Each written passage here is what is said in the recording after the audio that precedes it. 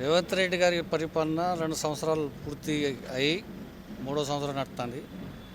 చాలా బాగుంది పరిపాలన అనేది ప్రజలలో. ఆయన వచ్చిన తర్వాత అనేక పథకాలు, 6 గ్యారెంటీలో భాగం సన్న బియ్యం కావచ్చు,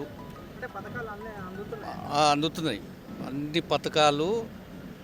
ఆయన 6 గ్యారెంటీలో ఇవన్నీ పథకాలు అనేది 200 యూనిట్ కరెంటు కానీ, సన్న బియ్యం కానీ, ఫ్రీ బస్సు కానీ, రైతులకు 2 లక్షల రూపాయల రుణం మాఫీ కానీ, గ్యాసు అనేది ఫ్రీ గ్యాస్ కానీ, ఇక దాంతో పాటు అనేక పథకాలు కూడా చాలా మంచిగా ఉంది. ప్రజలలో మంచి ఇది ఉంది. మొన్న జరిగిన గ్రామ పంచాయతీ ఎలక్షన్లు కానీ, మున్సిపాలిటీ ఎలక్షన్లు కానీ భారీ మెజార్టీతోని మళ్ళా ప్రభుత్వాన్ని, కాంగ్రెస్ పార్టీని సపోర్టు చేయటం జరిగింది ప్రజలు.